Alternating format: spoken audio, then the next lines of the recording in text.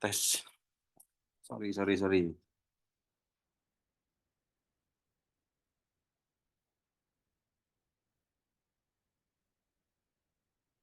Oke ya, udah pada isi absen ya.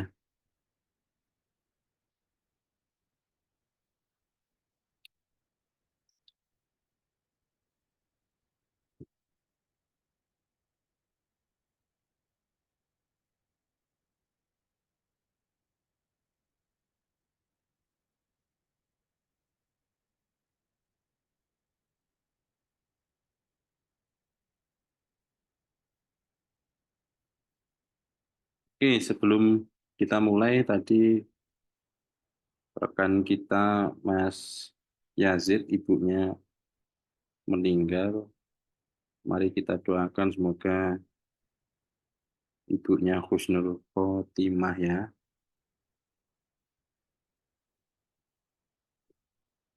Mas Yazid Syafiq tadi. Oke, merujuk ke pertemuan kita, pertemuan ke-6, bisnis plan.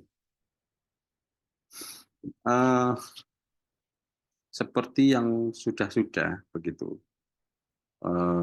Setiap mungkin kita kerja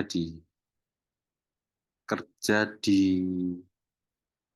eh, institusi atau lembaga biasanya ya, biasanya itu mereka punya eh, bisnis plan atau roadmap begitu.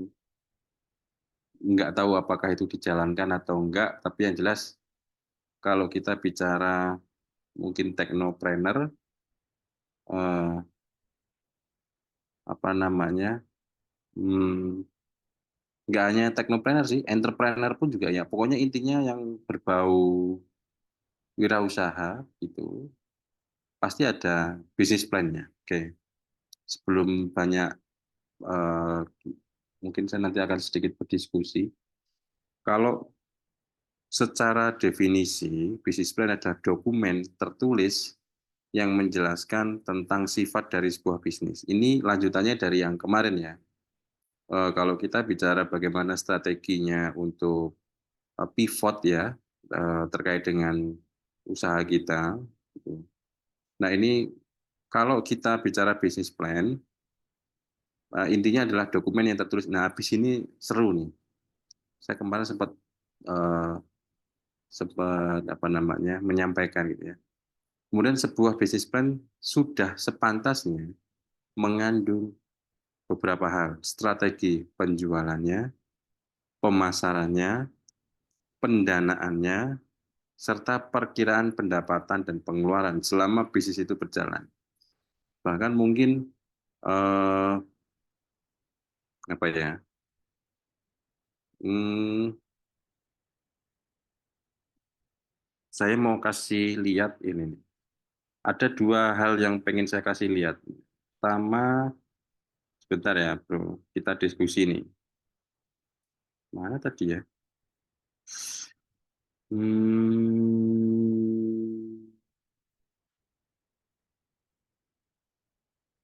sabar. Ini yang lagi rame nih.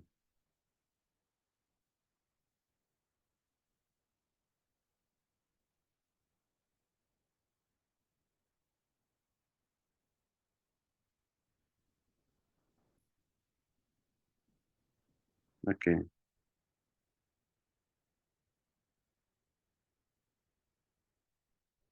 Saya mau mulai dari yang agak anget dulu. Oke. Nih,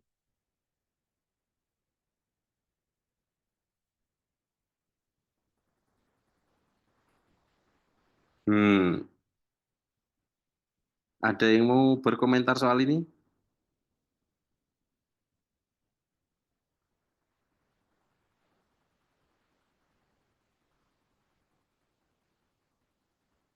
Ini di alaman resminya imigrasi.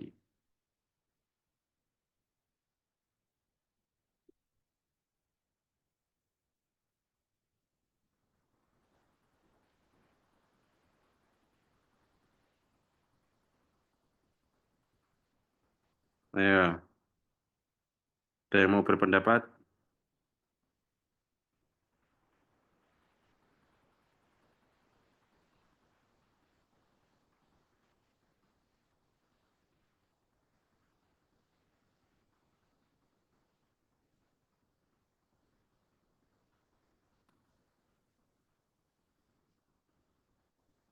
Itu kira-kira alasannya kenapa, Pak?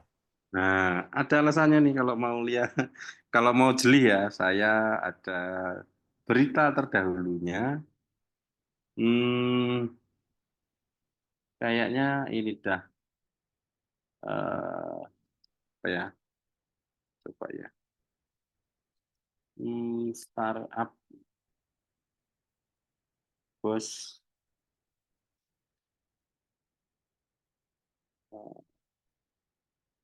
Chat GPT bikin heboh asing. Ini sowan. Oh, itu udah lama ya, 2023 ya. Betul. Ini kan 2024 nih. Iya kan? Nah, ini 2024. Yang ini Dirjen Imigrasi 2023. Ini asik nih. Ada ceritanya ini. Terus kemarin yang lagi rame soal retina. Ngikuti nggak?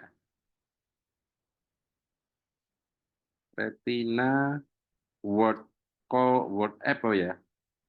World Coin ya dibayar.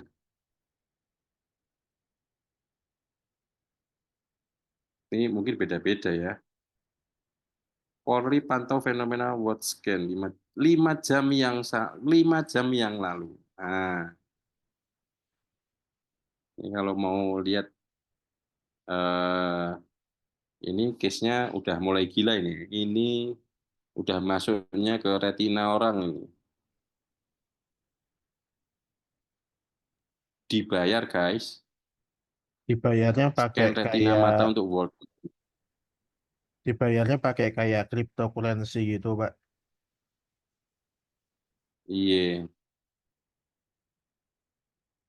Tapi Nah, at least dunianya semakin gila sih. Tapi merujuk ke diskusi awal bahwa tahun di tahun itu, nah, di tahun ini 2023 ternyata doi itu sudah mendapatkan golden visa pertama. Terus ada hubungannya, saya nggak tahu ya. eh, Sekarang ada kini sowan ke Menkominfo. Nah, adakah hubungannya sama ini begitu? Nah, ini perlu dikaji nih. Cerdas dia nih. Ya, kisaran 800.000. Ya, tapi oke lah. Itu case pertama. Nah, kira-kira nggak tahu ya arahnya kemana karena kita lagi sibuk ngurusin ijazah asli atau enggak. Guyan, guyan, guyan. Oke, pertanyaan kedua tentang bisnis plan. Oke, sebelum ke ranah yang ke sana ya, pertanyaan sederhananya. Ini, saya mau menyoroti sektor kesehatan. Pernahkah teman-teman terfikirkan bahwa kenapa mereka tidak saling ngobrol?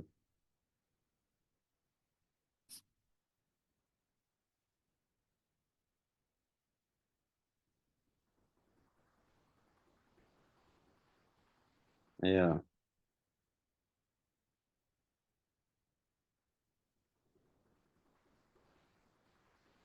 ada yang mau coba jawab?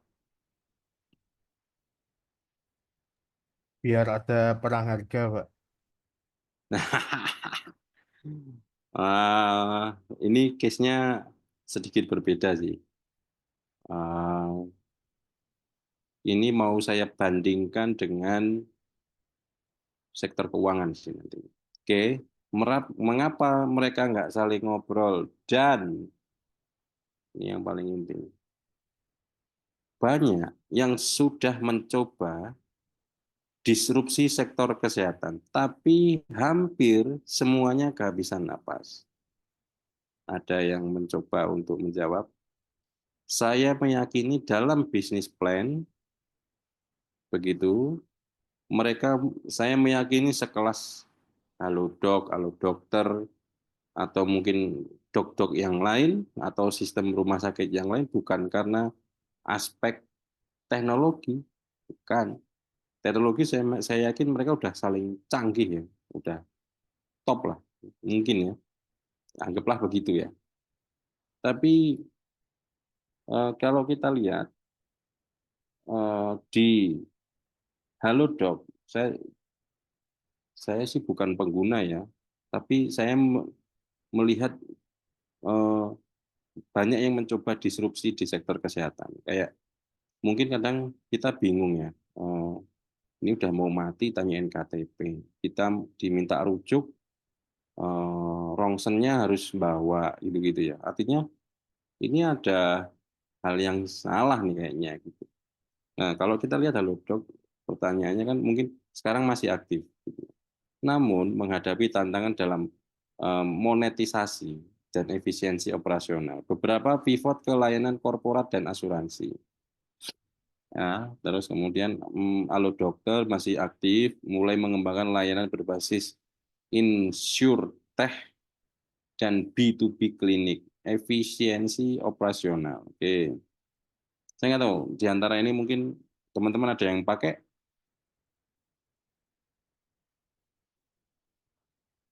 dan merujuk ke ini tadi itu. Nah, nih, kenapa mereka tidak saling ngobrol?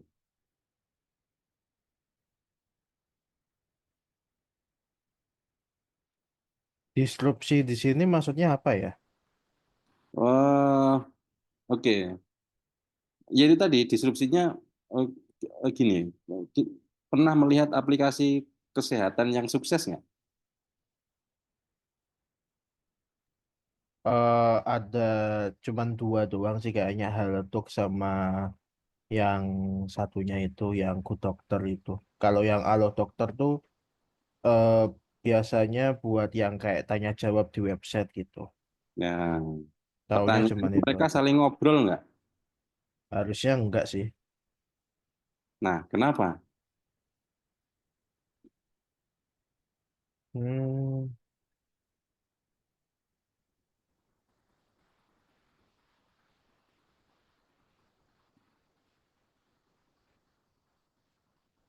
Ayo, weh. Ayo, weh. Mulai mumet toh. Ini ini berkaitan dengan ini. Secara bisnis plan, harusnya mereka sudah mengandung. Kalau saya sederhananya adalah harusnya berkaitan dengan entah itu penjual pemasaran dengan detail, misalnya kondisi pendanaan. Nah, yang hijau ini, itu. Nah, dan merujuk kenapa mereka nggak saling ngobrol dan mencoba disrupsi sektor kesehatan. Artinya mengefisienkan, membuat ini menjadi lebih mudah, dan sebagainya. Nah, saya meyakini ini nggak akan lama. Kenapa ini mau saya angkat? Dan perbandingannya adalah di sektor keuangan. Pertanyaannya, kenapa Mandiri bisa transfer ke BCA atau sebaliknya? Atau kita punya dana transfer ke rekening orang lain. Kenapa bisa? Sedangkan di kesehatan nggak bisa. Silahkan.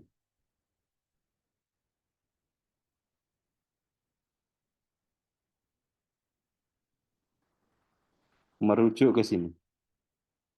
Oh, ternyata nggak saling ngobrol mereka. Coba bandingkan dengan kesehatan.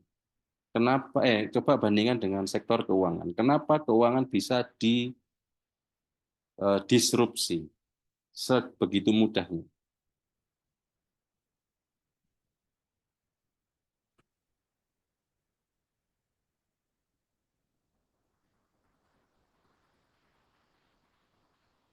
Untuk apa perlu ngobrol? Oh, untuk apa perlu ngobrol? Oh ya wes. Karena Berarti kalau kalau di perbankan tuh ada protokol yang bisa disepakati bersama gitu kali Pak. ah itu eh, itu faktor teknis sebetulnya. Cuma sebetulnya untuk apa mereka mau ngobrol ini penting bahwa disrupsi tadi bisa terjadi. Nah, eh, ini harusnya yang bisa menengahi ya mungkin saya nggak tahu apakah ada standar internasionalnya atau seperti apa. Tapi bayangkan kalau mereka untuk apa perlu ngobrol? Bayangkan kalau nggak ngobrol, Mas.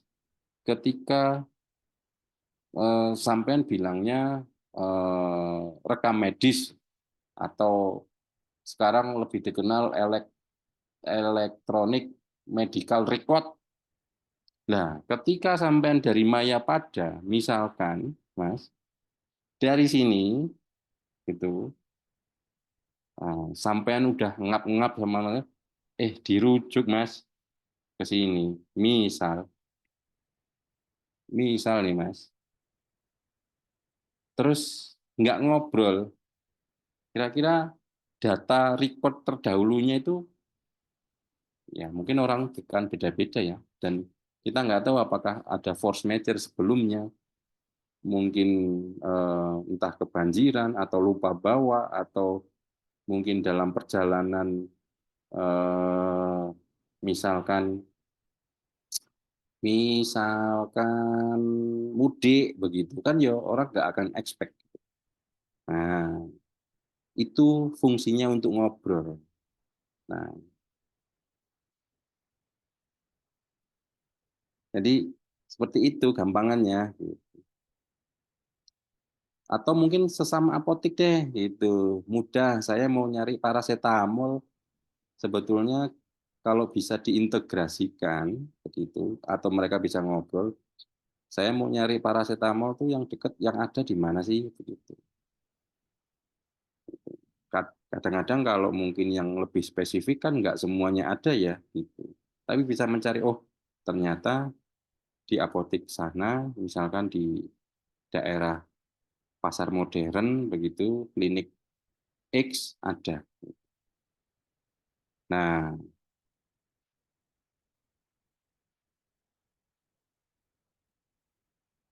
terus ini yang tadi saya sampaikan, kenapa kesehatan tidak bisa saling ngobrol. Padahal kita di bisnis plan, kita harus membuat, begitu ya. Dan merujuk ke banyak yang mencoba untuk disrupsi sektor kesehatan, tapi hampir semuanya kehabisan napas. Rata-rata pada pivot tuh. Kesehatan adalah bisnis yang menggiurkan. Orang-orang mau nggak mau akan mengeluarkan duit yang nggak sedikit demi tetap bisa hidup. Masing-masing ingin memonopoli bisnis kesehatan. Kalau rujukan itu bagaimana Pak? Lah iya kuwi, masa ya harga berkas-berkasan ya. Elek toh. Mungkin karena pasiennya kebanyakan jadi susah nanggung. Ya, saya pikir kata kuncinya adalah kenapa sektor kesehatan nggak mau saling ngobrol. Salah satunya mungkin ego sektoral masing-masing. Saya nggak tahu persisnya, mungkin ada aturan khususnya, tapi seaturan-aturannya begitu, menurutku bukan masalah kayak tadi misalnya ada protokol yang bisa disederhanakan. Saya pikir bukan itu, Mas. Tapi kayaknya ini adalah mungkin jawabannya adalah si ego masing-masing tadi. Gitu. Iya Pak. Saya pernah adik saya kandung misalnya, atau mungkin punya orang tua atau merasakan sendiri.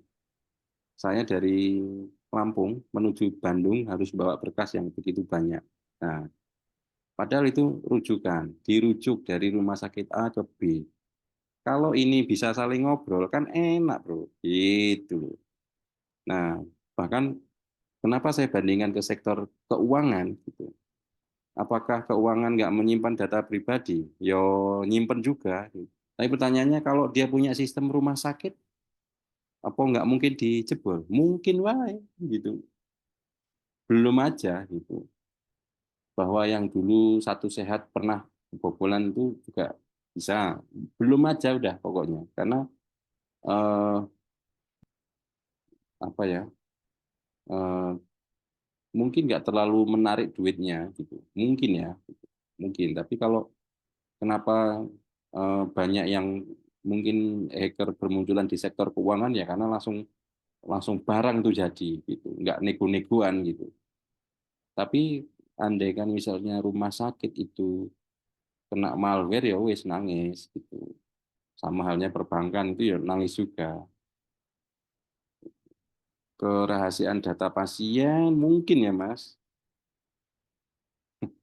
Dan bahkan mungkin teman-teman kalau yang berpikir aku udah apa saya nggak tahu bagaimana mungkin yang mengikuti ya saya juga sedikit mengikuti BPJS itu eh, katanya selalu rugi katanya ya.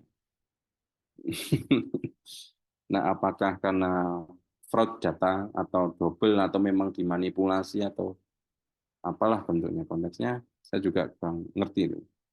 Tapi at least eh, kalau mau bikin satu eh, apa namanya teknologi apa teknopreneur entrepreneur berbasis teknologi eh, perlu dipikirkan dengan matang-matang apakah Anda mampu misalnya.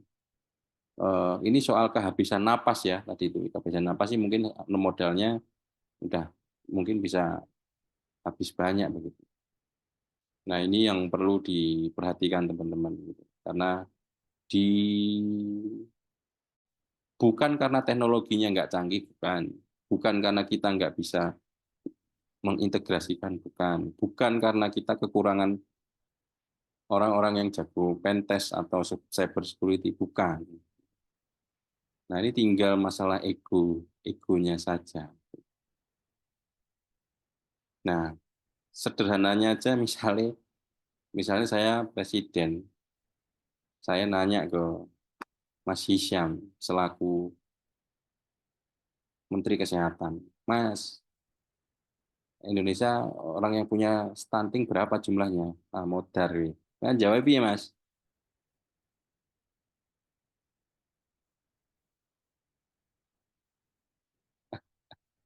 Bisa jawab.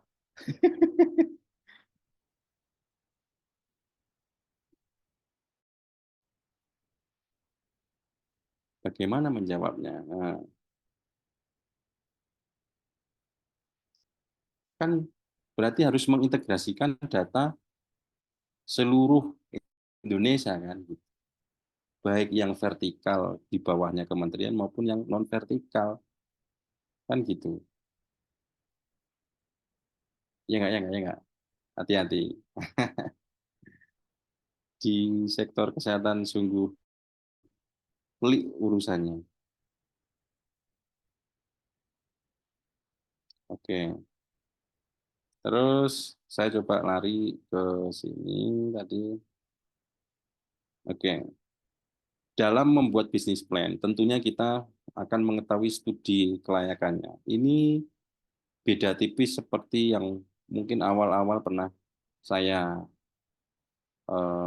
sampaikan. Ada yang wes lah, nggak usah A I U E O langsung aja buka pecel lele, buka eh, teknopreneur misalkan pulsa berbasis apa gitu. Gas. Tapi kalau kita perintis bukan pewaris, kayaknya perlu melakukan sedikit studi kelayakan. Oh, mungkin jiwa kita mungkin jatuh lagi terus gitu. Tapi apa ya terus-terusan ngono, nek jatuh bangun ya, yang ada berarti ya goblok kan gitu. Nggak ada eh, apa namanya evaluasi, nggak ada apa gitu. Tapi kalau sambil jalan ya monggo aja gitu. Kata pepatah bilang jangan jatuh di lubang yang sama atau sudah jatuh tertimpa eh, mungkin mobil ya bisa jadi nggak rumah lagi atau tangga lagi udah mobil gitu. Kadang-kadang kita rugi 10.000 aja udah pusing kan gitu. Apalagi ditipu orang gitu ya. Jatuh bangun. Nah, apalagi kita mau kok stagnan ya. Gimana pivotnya ya? Gitu. Pivot itu mencari untuk angle yang berbeda. Terus kita mau jual kemana gitu. Nah, dari seluruh kegiatan aspek itu, maka studi kelayakan usaha menurut Ahmad Subagio ya, penelitian yang mendalam terhadap suatu ide bisnis tentang layak atau tidaknya tersebut dieksekusi. Kadang-kadang kita memilih kemarin misalkan Mas Romi sempat bertanya apakah harus user oriented Pak atau apa ya kemarin pasar oriented atau apa? Mungkin pemikiran kita sudah melihat atau mengamati tiru modifikasi dari luar negeri.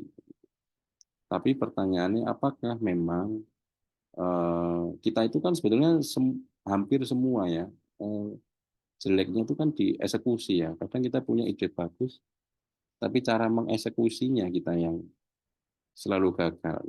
Eksekusinya oke, mungkin mungkin loh ya.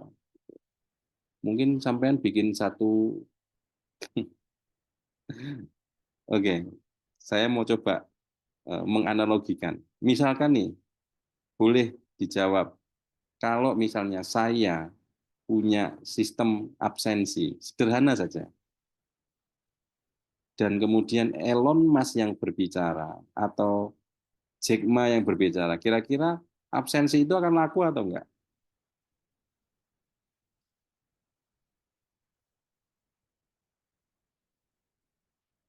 Ada yang mau coba jawab?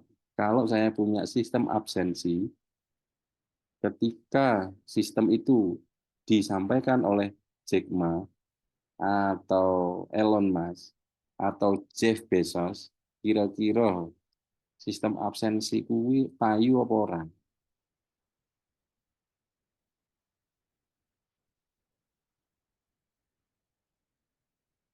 Hmm. Ada yang mau coba jawab?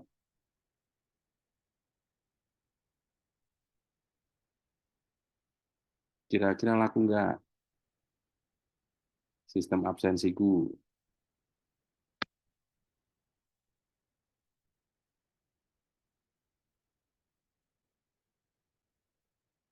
Nggak ada yang mau jawab.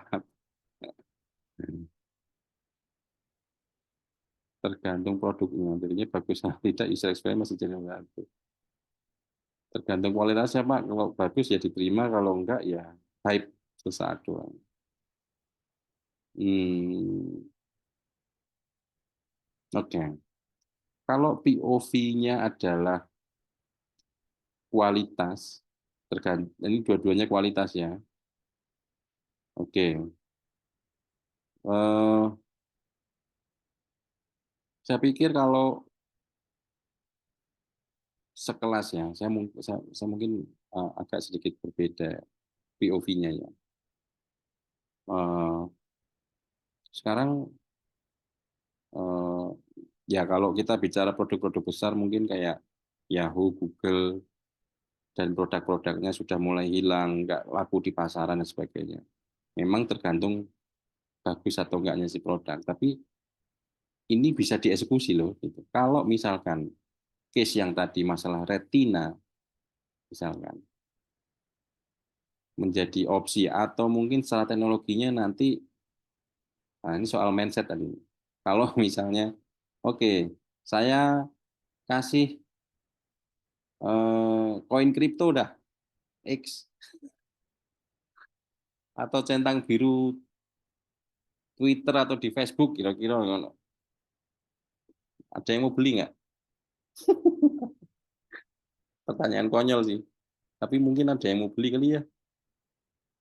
Bahkan ada juga yang apa namanya pernah di apa ya di sosmed tuh saya berani bayar misalkan Warren Buffett gitu ya hanya untuk sekedar makan untuk melihat POV-nya di bidang eh, investasi. Oh, gila sekali tuh. Kalau orang udah nggak berseri duitnya, ya gitu ya. Oke, tapi at least apapun konteksnya, kalau mungkin ya tergantung orang juga ya. Produknya bagus, tapi nek sing ngomong saya ya mungkin orang nggak akan percaya juga. Mungkin ada juga produknya jelek, tapi karena mungkin yang memasarkan langsung Altman begitu atau si Jeff Bezos atau mungkin apa Mark Zuckerberg atau macam-macam, saya pikir wah langsung dem gitu ya. Misal, tapi POV kita mungkin beda-beda. Nah, lanjut. Di studi kelayakan yang diterapkan secara benar akan menghasilkan laporan yang komprehensif tentang kelayakan bisnis yang akan didirikan, dikembangkan, didanai, dan kemungkinan risiko itu akan dihadapi. Oke,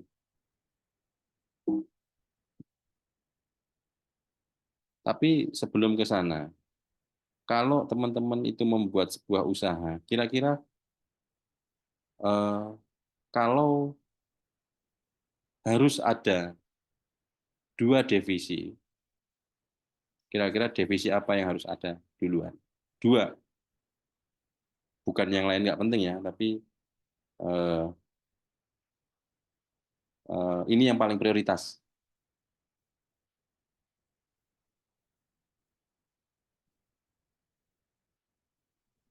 Oke, Family 100, Finance satu lagi.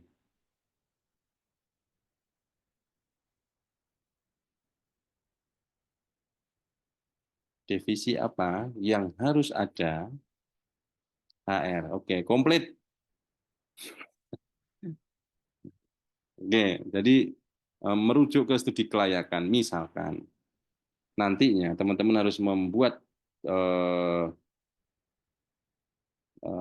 divisi begitu, maka upayakan dua divisi ini yang layak untuk didahulukan. Pertama, finance. Kenapa finance? Karena ini berhubungan dengan taktik. Nah, terlepas kemarin masalah, mungkin kita pernah berdiskusi masalah e-fishery begitu. Nantinya misalnya berhubungan dengan investor, bahkan kita mau laporannya itu mau dirugikan begitu, ataupun memang ini harus disehatkan. Nah, ini maka sektor finance ini eh, cukup vital gitu, dan memang harus didahulukan.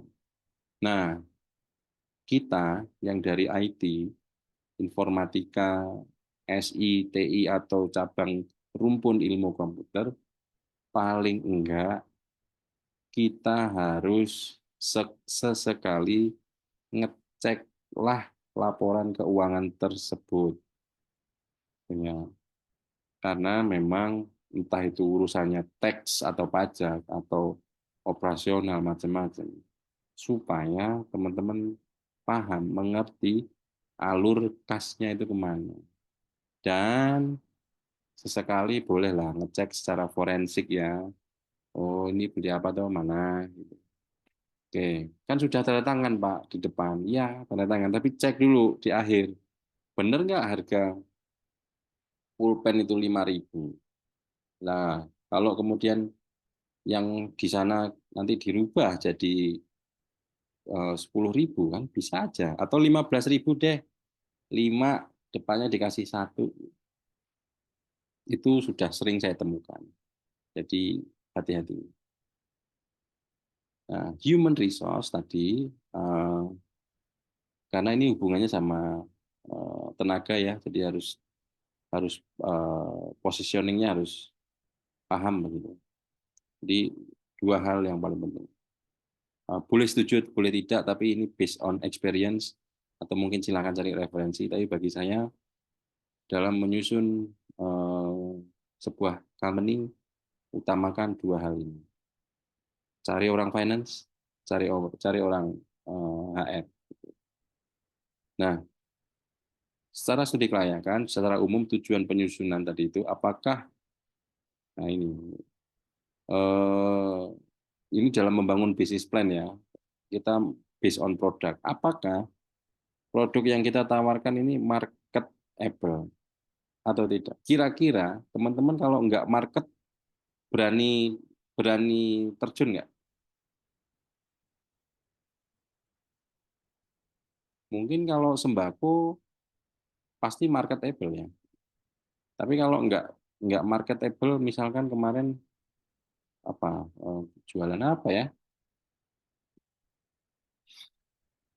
Eh,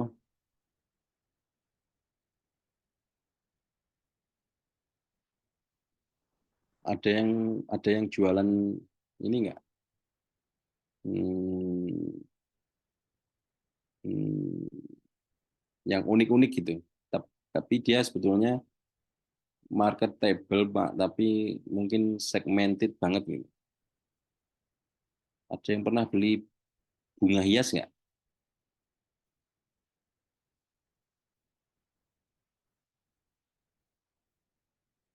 Atau apa ya? Kalau yang agak unik itu helm, helm, helm. Ada yang pernah beli helm sebulan sekali?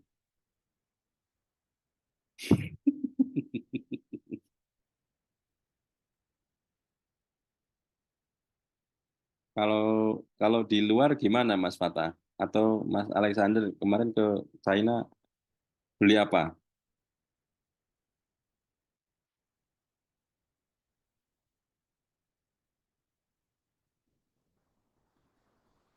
Masih ada kan ini Mas Alexander tadi, supplier ini apa sepatu.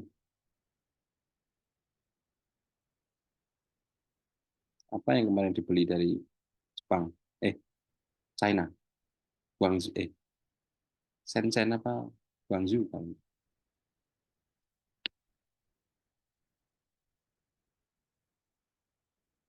Kalau nggak marketable, apakah tetap akan digas?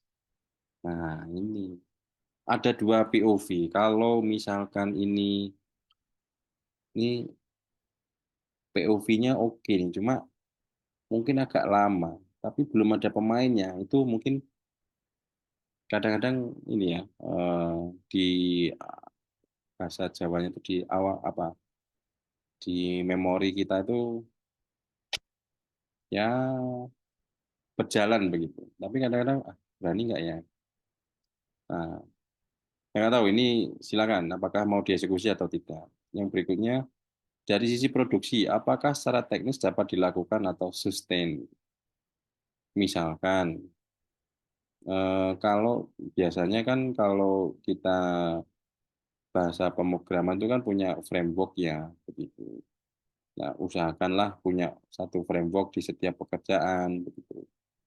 Soalnya nanti kalau yang bersangkutan resign, tahu tuh, oh ternyata dia sudah sampai sini, gitu. Tapi kalau nggak ada framework dan bahasa codingnya sendiri-sendiri, wah yo sulit. Bahkan mungkin saya nggak tahu seberapa banyak orang yang sepakat daripada saya memaintenance itu, mending saya buatkan baru gitu. Karena saya pusing harus eko sana sini, testing sana sini gitu ya. Nah, dari sudut pandang manajemen, apakah bisnis tersebut efektif dan efisien?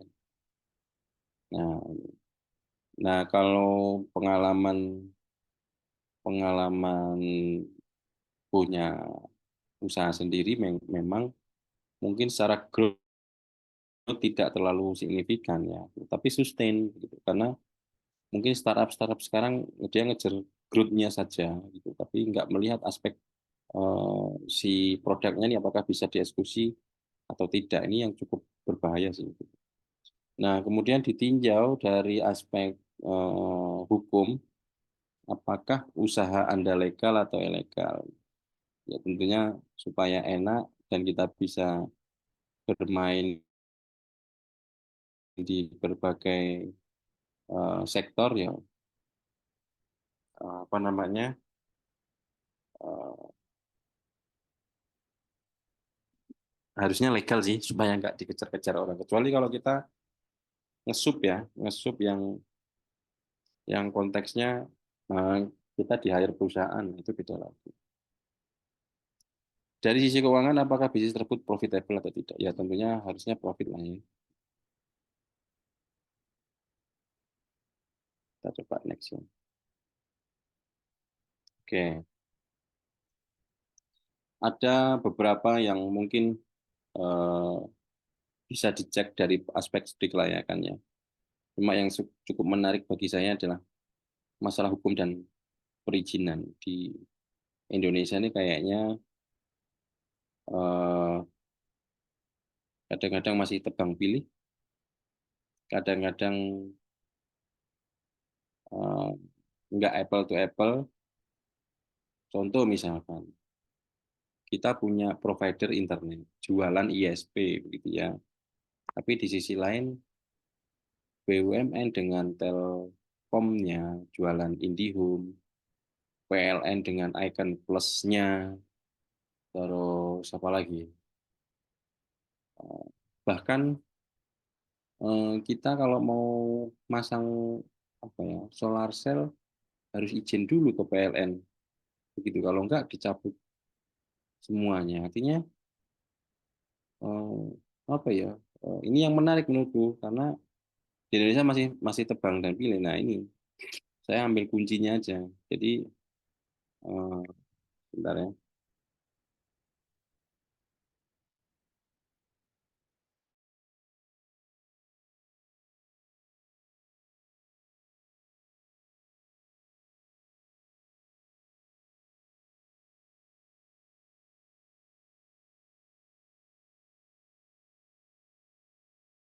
Perizinan macam-macam. Nah ini agak mungkin teman-teman yang di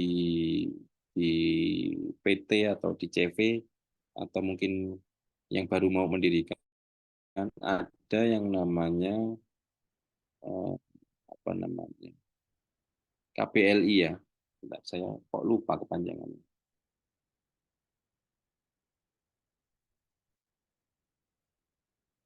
KPLI. Klasifikasi baku lapangan usaha. Jadi, misalkan teman-teman KBLI, misalkan PT Sejahtera Abadi Teknologi, begitu ya.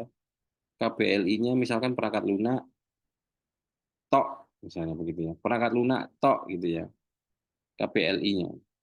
Tiba-tiba eh, ada pengadaan, nggak bisa, bro. Itu sulit itu. Makanya biasanya KBLI-nya bisa lebih dari satu, bahkan mungkin sebanyak-banyaknya. Tapi memang yang tidak bisa cross itu ketika kita di IT, kemudian di-cross-kan sama hmm, apa itu namanya kalau di bangunan itu apa namanya konstruksi. Nah, memang nggak bisa gitu. Tapi harusnya kalau yang sesama IT ya wis lah, bergerak di bidang teknologi ya wis, harusnya semuanya nyangkut. Tapi nggak gitu. Nah, kadang-kadang apa ya, mungkin kita pernah melihat bahwa kasus-kasus proyek-proyek besar justru melibatkan masalah hukum dan perizinan yang mungkin PT-nya yang bodong kah karena nggak ada orangnya atau alamatnya yang nggak tahu di mana, tapi secara izinnya lengkap. Nah ini jual belinya oke juga nih. Ini yang perlu hati-hati ya, teman-teman semua. Oke, yang tidak kalah penting mengukur daya beli. Ini yang teman-teman kemarin sempat tanya, mungkin Mas Yazid ya, tapi karena yang bersangkutan tidak bisa ikut, tadi sudah saya sampaikan ibunya meninggal. Mari kita doakan yang terbaik, semoga ibunya husnul khotimah ya. Tapi intinya mengukur daya beli itu penting sekali. Jangan sampai eh, kemampuan masyarakat untuk membelanjakan uangnya itu apa ya Ya, tingkat sebetulnya begini. Kadang-kadang yang hubungannya sama jasa itu malah justru yang agak sulit ya. Misalkan, Pak, tolong bersih-bersih rumah dong. Nah, kira-kira mau dibayar berapa tuh? Atau pakai Santo suruh aja yang ada harganya. Tapi kalau yang di desa ya masa pakai Santo suruh. Gimana cara teman-teman mengukur daya beli itu gimana?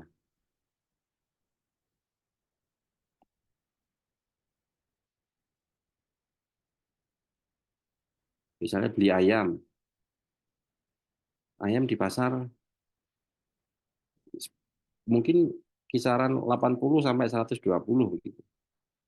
Nah, tapi kalau dijual 120, mahal sekali ya udah minta berapa?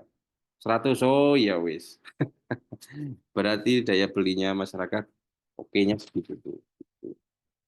Tapi oke lah. Kalau teman-teman melihat terkait dengan sekarang harga tiket mungkin pesawat mahal, harusnya mereka juga mengukur aspek daya beli ini, gitu.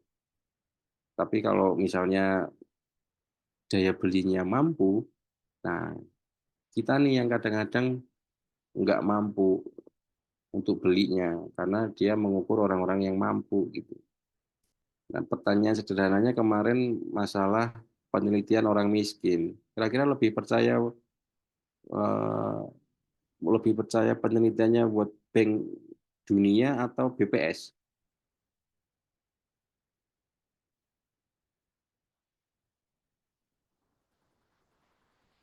World Bank. Nah, kenapa Mas? Orang kita hidup di Indonesia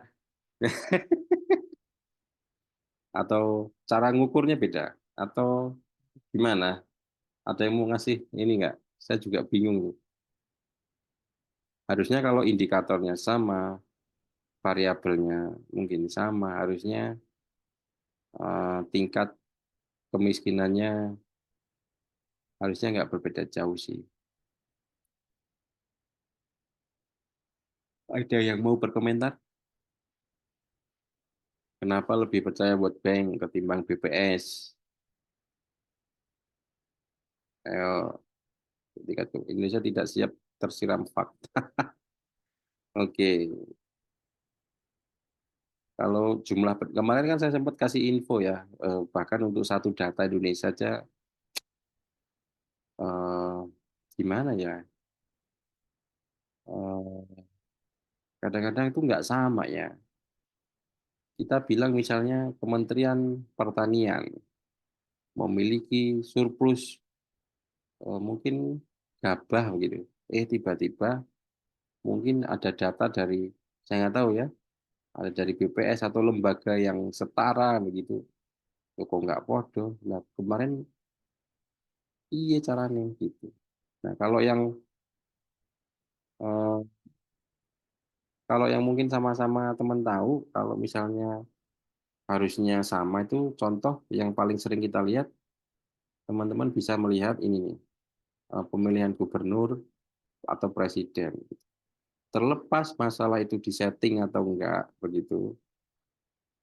Eh, Kenapa bukan indikator, lembaga survei yang ada di Indonesia itu dia punya prosentase, dia punya margin of error. Tapi sebetulnya misalkan dari lembaga survei, ya nggak jauh-jauh begitu. Tapi kalau yang ini, yang kemarin nih, yang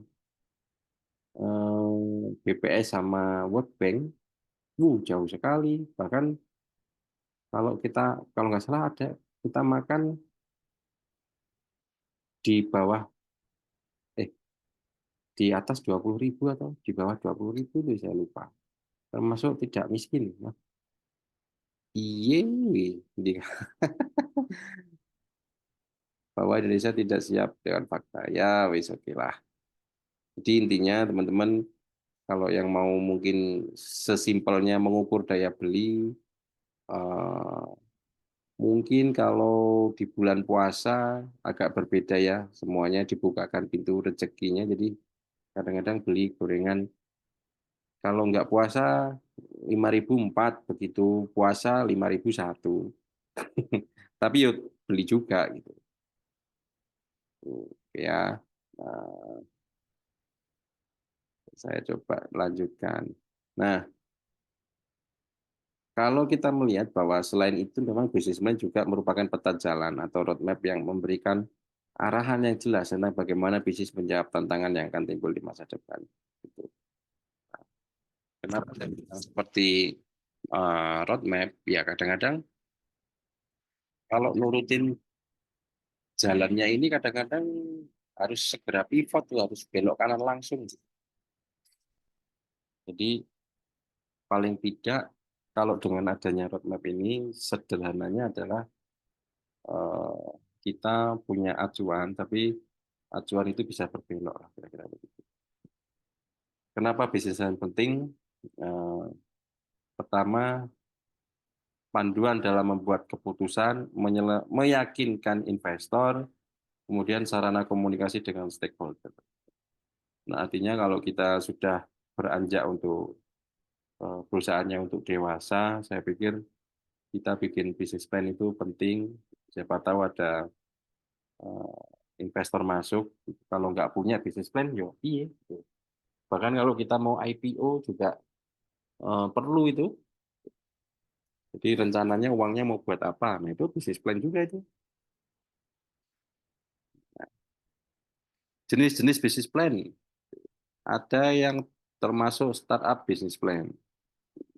Ada yang strategic business plan. Ada operation business plan.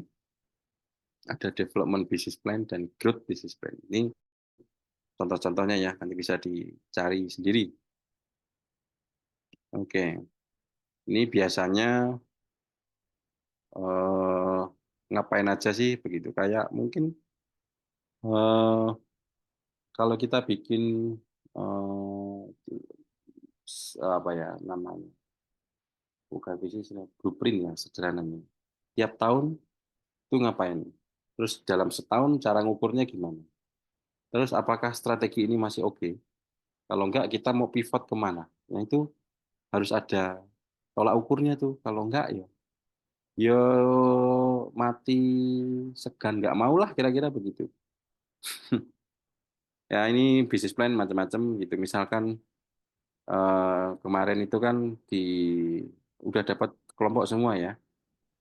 Jadi di dalam kita membuat ide ide bisnis yang kaitannya sama teknopreneur itu. Kalau misalnya kita mau pitching gitu ya atau ketemu investor misalnya.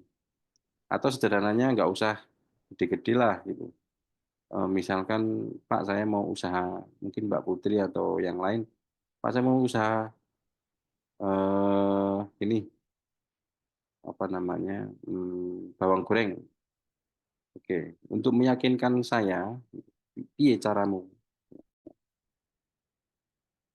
Nah, dengan adanya dokumen bisnis plan ini, setahun itu ngapain, terus kemudian tahun kedua ngapain, ketiga ngapain, empat ngapain, lima ngapain itu udah ada bayangan. Oh, ternyata bisnis makanan ringan atau bawang goreng atau mungkin software yang dimiliki Mas Romi atau sistem informasi apa begitu atau ChatGPT atau mungkin ya, AI terus sekarang sudah banyak yang AGI atau mungkin nanti ada SI gitu-gitulah. Mungkin orang berbondong-bondong mungkin ya. Saya juga nggak tahu.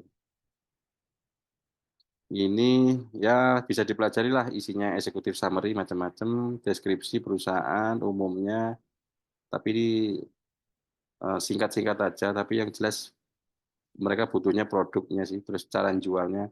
Kemarin kan bisnis kanvasnya ada ya, itu dimasukkan. Strategi marketing dan sales ini bisa masukkan.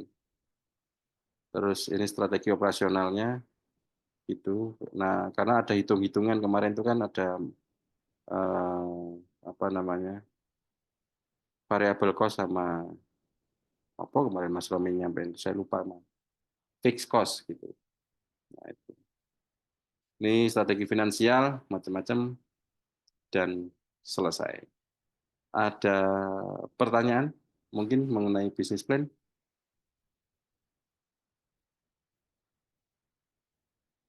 Monggo.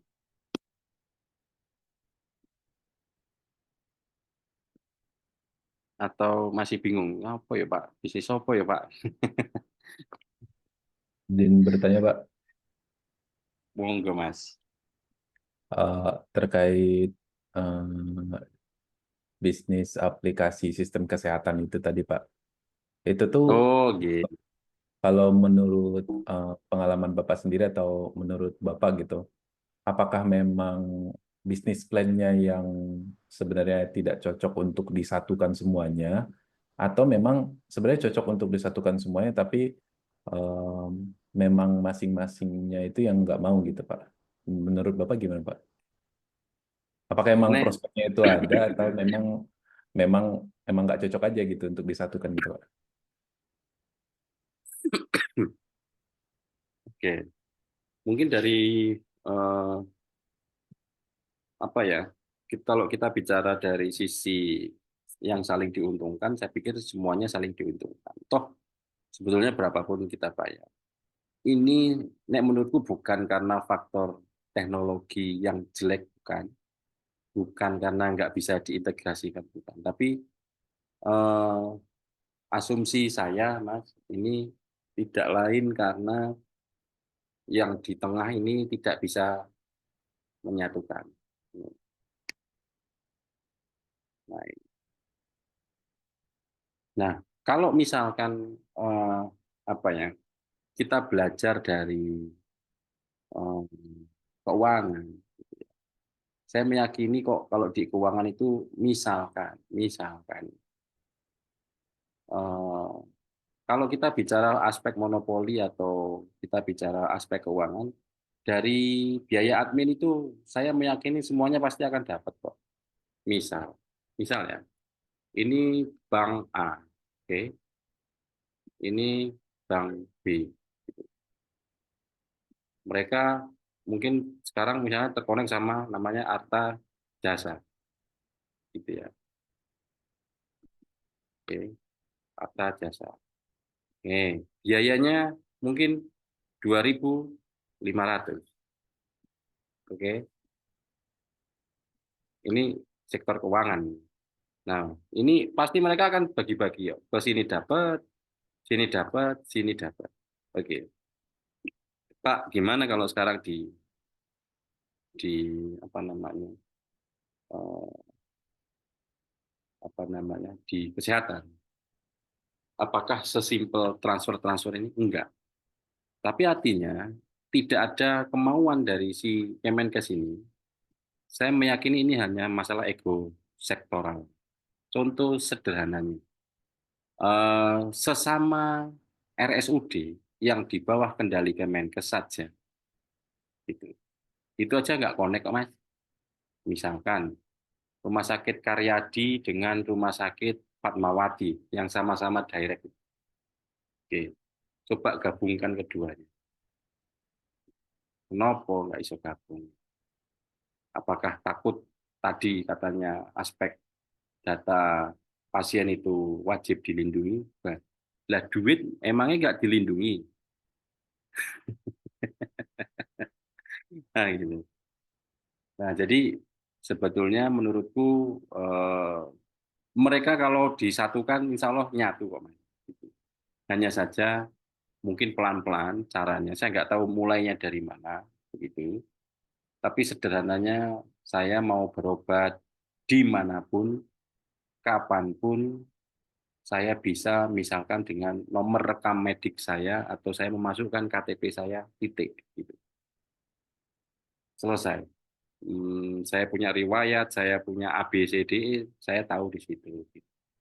Terus misalkan saya punya penyakit asma, gitu ya. Kebetulan saya misalnya dari Lampung harus ke Jogja, saya nggak tahu begitu. Begitu saya cari obat asma di aplikasi itu, maka mungkin entah dari macam-macam begitu. Semua apotek terkoneksi itu bagus. Atau mungkin karena mungkin juga ada permainan obat juga ya. Kadang-kadang dari eh, eh, apa namanya perusahaan obat-obat itu kadang-kadang eh, selalu gendong si dokter supaya pakai sehingga nanti pendapatannya dia juga akan dapat. Tapi at least pengalaman saya sih kalau misalnya kita bermain BPJS hanya sebagai status klaim ya, tapi itu eh, sudah oke menurutku. Hanya saja yang belum adalah bagaimana ini bisa mengintegrasikan, misalnya kayak adik saya kemarin sakit mata dari rumah sakit RSUD di Lampung mau ke Cicindu Bandung harus membawa begitu banyak syarat, kira-kira gitu. Mas. Jadi mudah-mudahan membantu. Saya yakin bukan masalah protokol sih, bukan masalah teknisnya sih, tapi eh, apa ya menarik bahwa kenapa sektor keuangan bisa tapi di sisi sini kok nggak, kesehatan kok nggak bisa gitu ya. Ini unik sekali sih. Kalau saya pernah berdiskusi di Malaysia di Penang gitu dan kita berobat ke salah satu di eh, masih di Malaysia sih tapi masih di Malaysia. Misalkan dari Penang ke mana namanya rumah sakit di KL gitu, connect tuh mereka gitu. Tapi kalau udah lintas negara udah susah gitu. Tapi ada kok gitu apa namanya success story-nya ada. Kenapa nggak? Ya karena ego sektoral itu tadi mas jawabannya. Jadi kalau selagi menterinya nggak punya visi misi atau seperti apa ya, saya nggak tahu gitu. Mau sampai kapan? Kan capek mas. Sampai mau jalan terus ke rumah sakit tertentu harus bawa, yo se se jahiliyah itukah sistem kita? Monggo ada yang tanya lain atau mungkin kurang puas mau diskusi,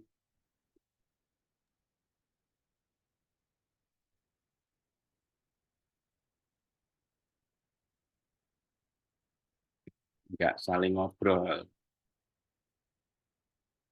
di PHP kali ya? Atau lagi marahan mereka ini nggak saling ngobrol?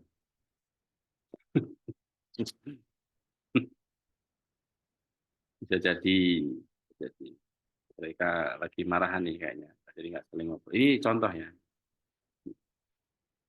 Gitu. Kalau sederhananya mungkin di satu nggak usah jauh-jauh lah. Ini kan mungkin lintasnya kebanyakan. Mungkin di Tangsel aja. Dan Tangsel mungkin dari operate-nya dari dinas kesehatan mengkoordinir RSUD yang daerah, swasta, apotik harus saling terintegrasi. Iso nggak? Iso. Tinggal mindset-nya aja. Sebetulnya. Kalau masalah mana yang boleh, mana yang nggak boleh bisa disepakati.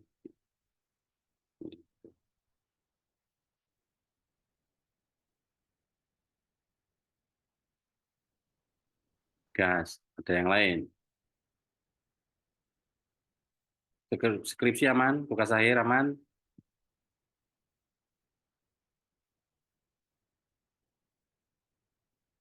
aman ya. Mudah-mudahan lancar lah. Tinggal beberapa minggu lagi. Kayaknya sebelum Mei, Juni, Juli. Ya karena banyak libur lah, jadi harusnya selesai. Semoga ya aman lah harusnya. Gas terus, tabrak-tabrak man. Ya, ya. Eh, kalau di apa namanya, saya nggak tahu apakah di kesehatan itu eh, Tapi bukan antar rumah sakit ya. Saya coba tak cari info ya. Misalkan bagaimana seorang pilot begitu bisa bisa bisa mempunyai standar pemeriksaan yang sama antara dua negara yang berbeda. Contoh, misalnya saya dari Jakarta menuju eh, Dubai misalnya. Yang paling jauh mana ya? Antartika lah gitu, jauh. Nah, apakah saya punya qualified untuk cek kesehatan yang Antartika ACC gitu? Atau mungkin sebaliknya, pilot dari Antartika menuju Indonesia. Apakah secara cek kesehatan di ACC? Sehingga kata kuncinya adalah standarisasi. Nek sana periksa gigi, ya ini periksa gigi. Terus kalau sana periksa mata, ya periksa mata. Nah, saya pikir ini bisa jadi POV yang berbeda, begitu mudah-mudahan lah. Karena saya meyakini standar ataupun itu yang penting inilah, kayaknya kurang ngopi dah, Kemenkes nih. Menurut saya ya, ntar kalau saya ketemu di Gunawan tak ngomong, jengkel ya. Ini harusnya bisa diinstruksi sih. Tapi ya, mereka hampir semuanya kehabisan. Oke, ada lagi? Jadi intinya someday, kalaupun sekarang masih ikut orang dan mulai mencoba untuk membuat bisnis plan-nya atau bisnis baru, coba perhatikan mungkin yang paling sederhana adalah lingkungan sekitar kita. Apakah ada yang sama? Oke. Terus daya belinya berapa? Atau mungkin bahan bakunya dari mana? Apakah kita mau pakai lulusan S1 atau SMK? Kan itu pilihan-pilihan. Oke. Ada lagi? Kayaknya sama kayak kemarin ya. Kalau ngobrol sih bisa lama ya sampai jam 9, tapi karena materi ya kayaknya saya punya hutang kayak kemarin nih, 1/2 jam. Ridho nggak nih? Nanti saya ditagih.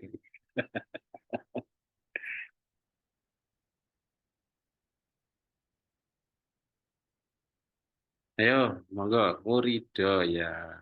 Ridho rumah ya. Ya wis. Kalau Ridho, mungkin pertemuan bisnis plan kali ini saya cukupkan.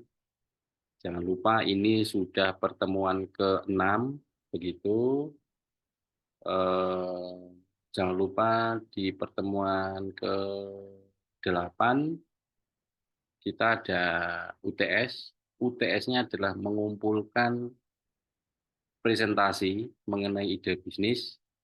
Terus kemarin komponennya yang ada di grup itu minimal harus ada itunya ya. Kalau lebih ya alhamdulillah, enggak ya janganlah. Gitu.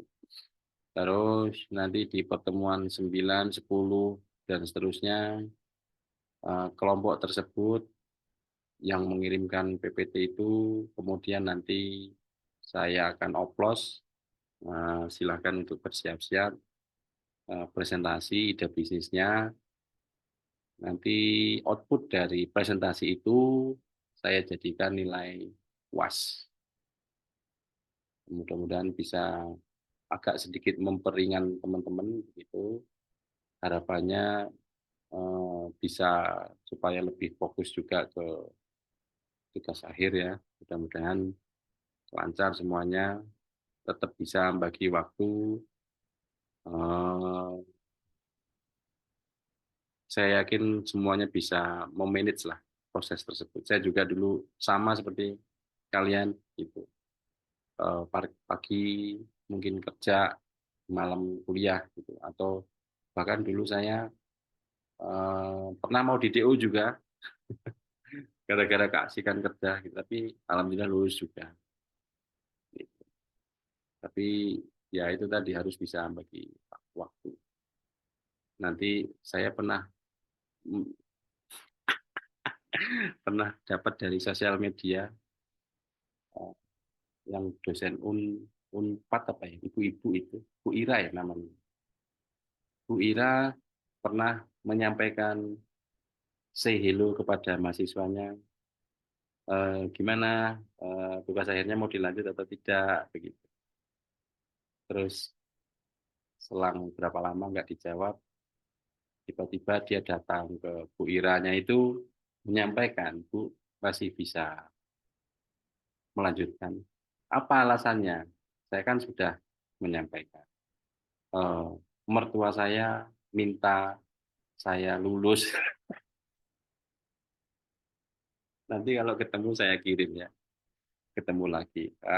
Unik-unik lah ceritanya. Thank you untuk malam ini. Mudah-mudahan materinya bisa masuk. Kalau misalnya pengen diskusi lebih lanjut, silakan. Thank you. Assalamualaikum warahmatullahi wabarakatuh. Waalaikumsalam warahmatullahi wabarakatuh. Waalaikumsalam warahmatullahi wabarakatuh. Makasih, Pak. Terima kasih, Pak. Selamat malam. Kami pamit ya. Jangan lupa absen. Terima kasih, Pak. Di